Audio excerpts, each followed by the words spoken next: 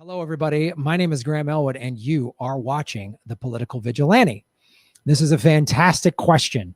Would a mass economic collapse bring the proletariat together and create more of a divide in the country?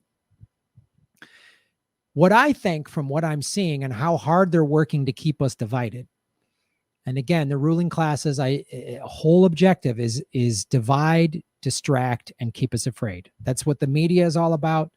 And if you watch Fox, they keep you distracted and afraid over here. The Antifa and Black Lives Matter are coming into your white neighborhood, right? And then the liberal, it's MSNBC, Russia, right? Racism started when Trump came to office or whatever. So I think this is a fantastic question. Here's what I think is potentially going to happen. They're really trying to ramp us into a civil war. And I don't think most Americans realize, all the Americans on any of the sides, and there's all these fractionalized sides, but all these sides, right? The media is really trying to make it like Black Lives Matter versus Trumpers, right? And you watch Fox News and those white people think they're under siege, man. Like Antifa and Black Lives Matter, they're coming. Like they feel like they are under attack and they got to get their Second Amendment going or whatever. And then, people like us that support Black Lives Matter and everything, we're seeing this authoritarian state. We're seeing unmarked vans snatch up people. Protesters are getting arrested. Indie journalists are getting arrested on top of all the unarmed Black people getting arrested. So unfortunately, what I think is going to happen is the economic collapse is going to bring about just chaos and potentially a civil war. And since so many Americans are so want to go into war and they think it's going to be like playing, some video game, it's not going to be a video game. Call of Duty, it's going to be horrifying. And I think Americans are going to get a real taste of it. Some Americans are going to see how awful this really is. And going through that might get people to wake up to the fact. When the All Lives Matter crowd has the sheriff's department coming to evict them, and it'll be a bunch of white cops in their white neighborhood coming to kick them out of their home, that's when they might go, oh, it's not Antifa. It's not Black Lives Matter protesters. It's not crazy libtards or whatever they think. It's the government. When they see that happen,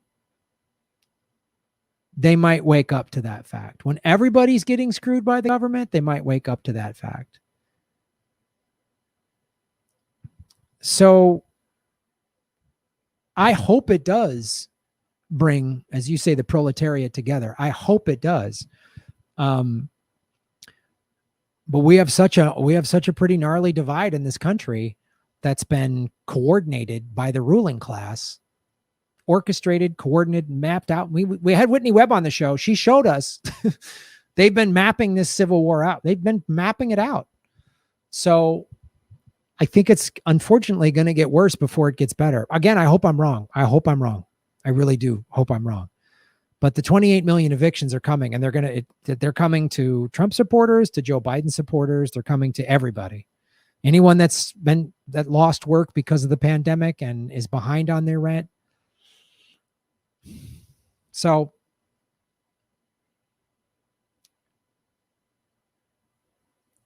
I think when Americans really see that this is not a video game, when it gets really ugly and there's war on their streets, there already are, it's already starting to happen. But when it happens on a mass scale, I think people are going to go, oh shit, maybe it's time to put our guns down and come for peace and wake up.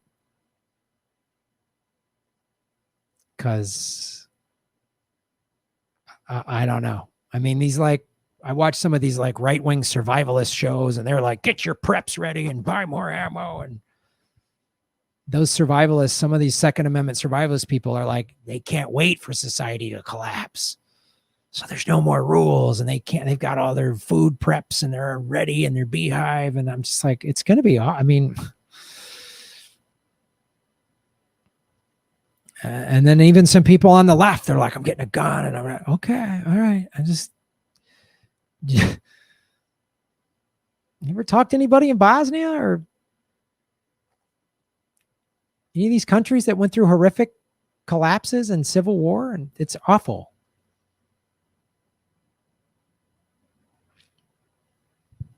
So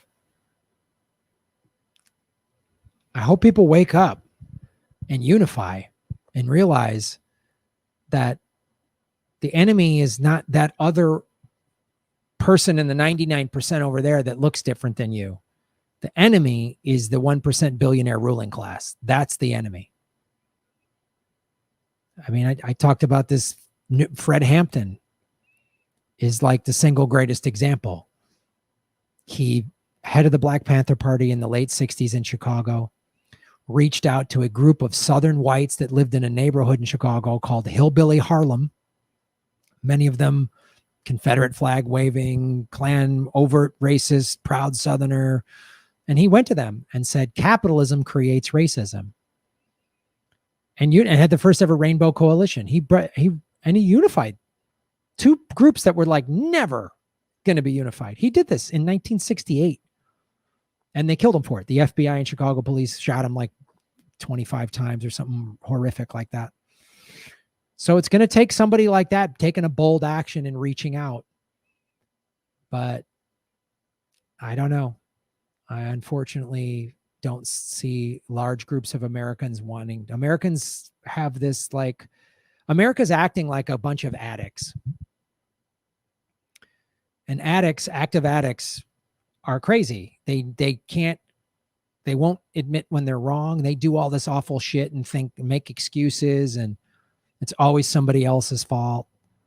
And you call them flat. Hey man, you were drunk. You got that DUI. Oh man, that cop fucked me. I was fine. Like, no, you were you like it's they gaslight you, and they say, and the whole country is just like, other than us, like lefty progressives, I feel like the country is losing its mind. Be they the vote any blue will do, or the Trump, like, I feel like they're all losing their minds. So I don't know other than to like try to find a safe haven somewhere or something and hope that they figure it out. But it really, America seems hell-bent. We've been propagandized. We've been fed all these lies. We've been fed awful food. We have an obesity epidemic in this country. We have an opioid epidemic that no one wants to talk about. Think about the opioid epidemic. It has decimated communities. White rural communities, inner city community. I mean, it is crushed because this large swatches of this country. Think about, there's over 1,000 cities that have water as contaminated as Flint, Michigan. So I'm bringing this up from like, I'm not a scientist, from like a physiological standpoint. People are addicted to all these opioids, not to mention just pumped up on all different kinds of prescription drugs, not just to mention contaminated water, not just to mention we have shitty food. We have Monsanto. We put high fructose corn syrup and everything. So I don't even know that Americans can even fucking see straight. So they're so easily propagandized, and this is so coordinated. And it's so sophisticated to prey on people's emotions, to get people all worked up. And social media just reflects your beliefs back to you, right?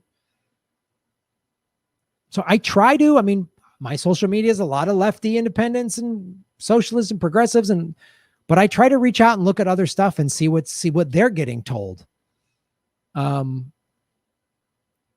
I don't know. I hope somebody can like reach out and bridge the divide.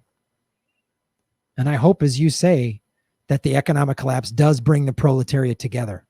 That's what I hope happens. I hope that answered your question. Thanks for watching the show. Shave your knuckles for justice. Boom. Remember, support what I do at patreon.com/Graham Elwood, rockfin.com/Graham Elwood, blockchain cryptocurrency platform. Like, share, subscribe, share these out, and listen to the Political Vigilante podcast, which is on iTunes and all your other podcasting platforms. Give it a good review. Download it, like it, share it. Make sure you're subscribed to the YouTube channel. All the great ways to support the show. Thank you.